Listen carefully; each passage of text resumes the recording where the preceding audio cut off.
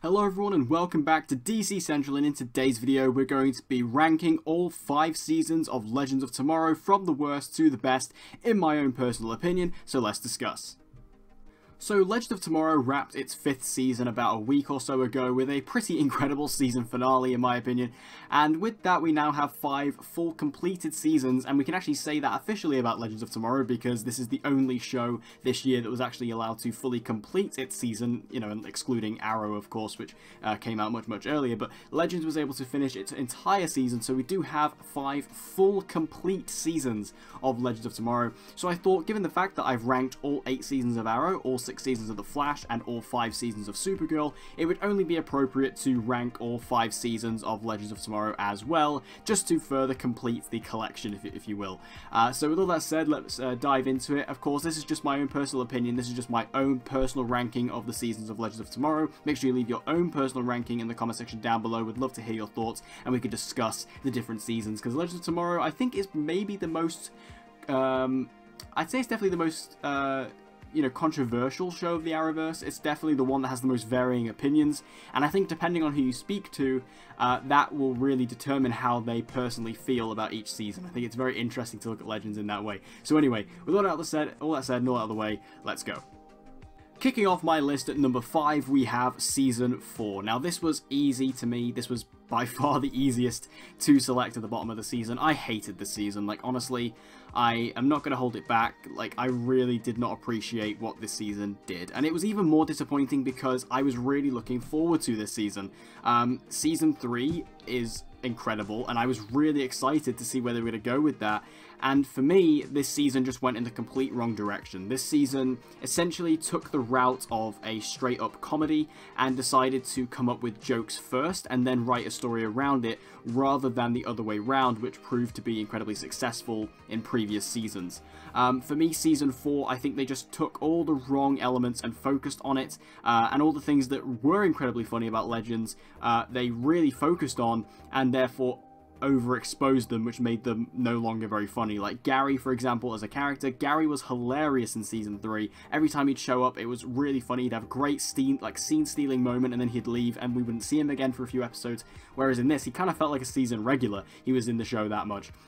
And the season just had all these strange decisions, like we brought in the character of Mona, who was one of the worst characters on the show, unfortunately.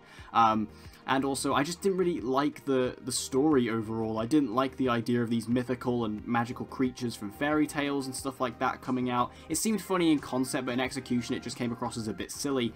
And this was officially when Legends of Tomorrow started to jump the shark and became this thing in the Arrowverse that almost feels so disconnected that it doesn't even feel like it's a part of the universe anymore, and it still feels like that today. And this is where that all kind of started, and it's very evident as well when you look at the Elseworlds crossover, which was the crossover for Season 4 of Legends, and none of the Legends except for Gary are actually in the crossover itself.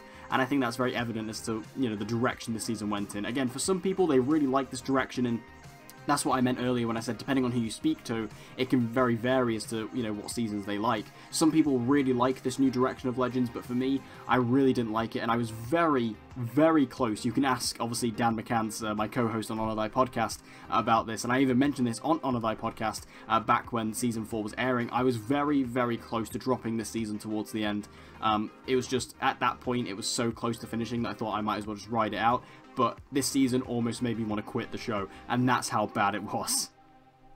Coming in at number 4, we have Season 5, the most recent season, and Season 5 for me is actually quite a difficult one to place, because Season 5 I see as quite a significant step up from Season 4, because while this show in this season does continue down the path of being a lot more comedy orientated, and does still feel very much more in tone with something like Season 4, at least in Season 5, they did have a story focus first, and then the jokes came from around that, which I think is much better in regards to storytelling, and also just in regards to making a better quality show.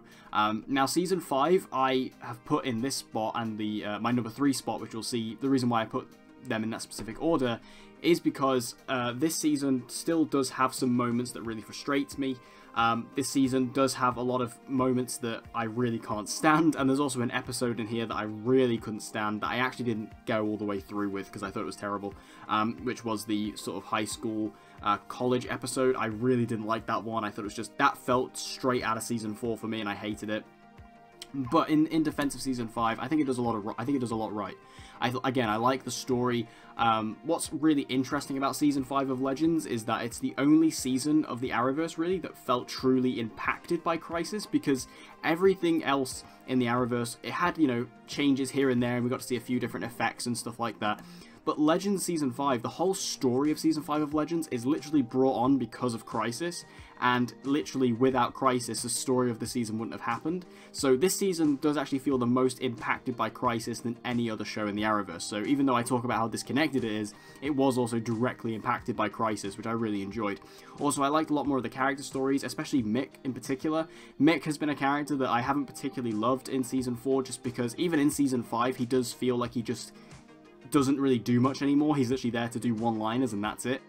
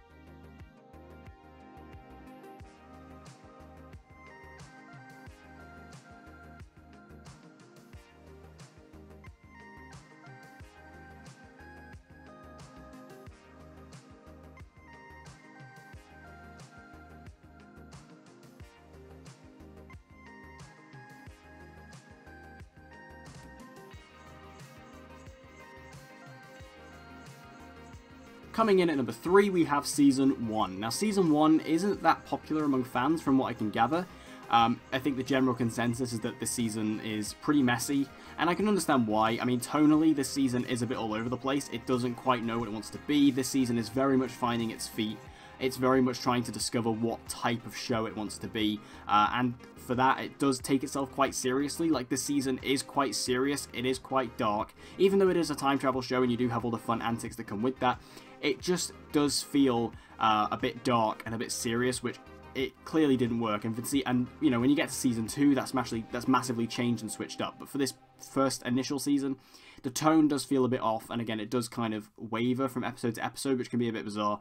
But this season does introduce a lot of really cool stuff. I mean, we get the team itself assembled, which, you know, this particular element of the team has kind of been lost after this point of the show, but obviously originally this team was conceived of characters from Arrow and Flash that were incredibly popular and fan favorites, but weren't exactly main characters, so didn't get as much focus.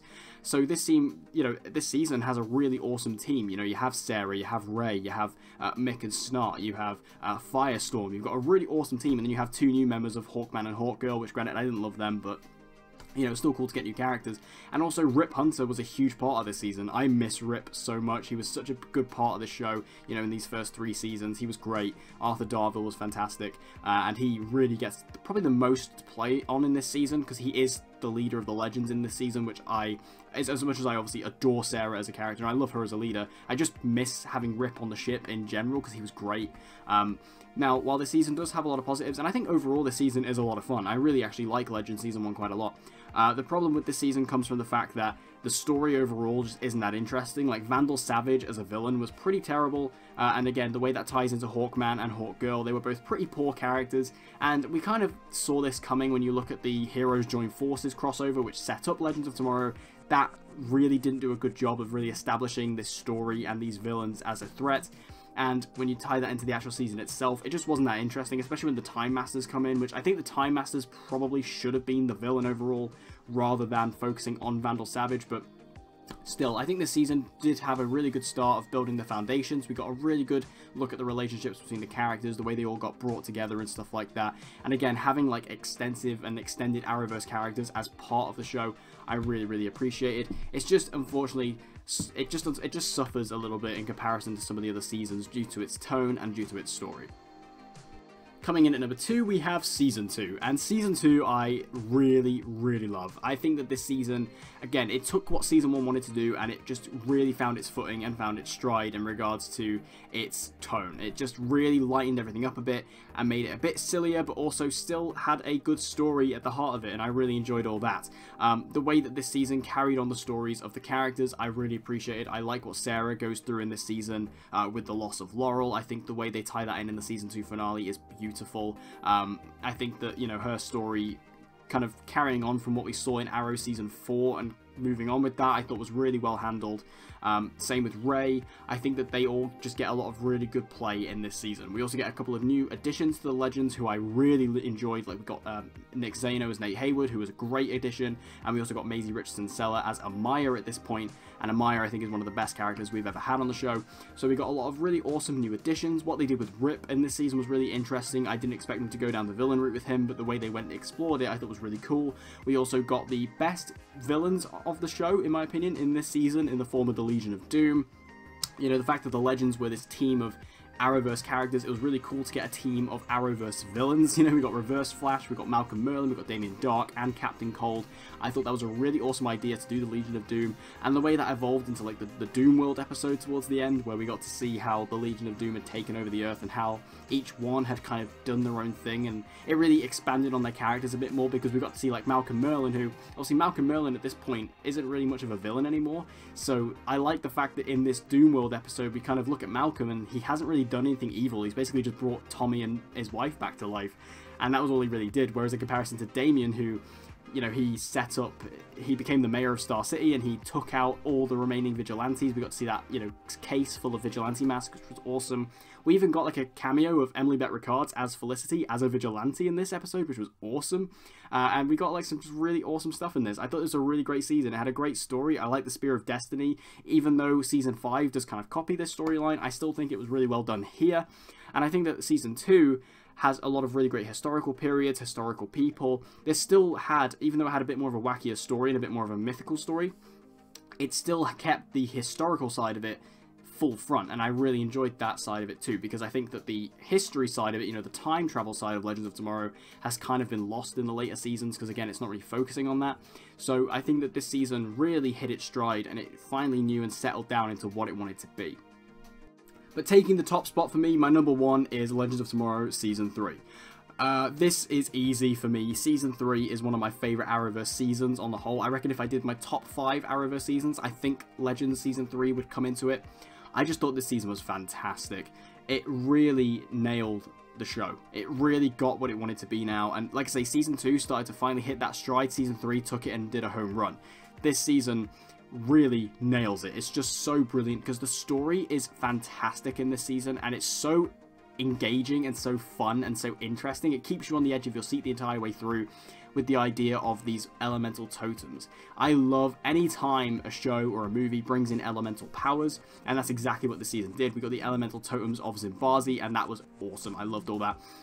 And we got, or Zambezi, I think it was Zambezi it was called, Amaya's home, and that was really great. The way we got to see as the season went on, you know, the slow reveal, finding each of the totems, where in time they were hidden, and which character got to wield them. That was really exciting. Kind of trying to guess which legend was going to get which power was really fun.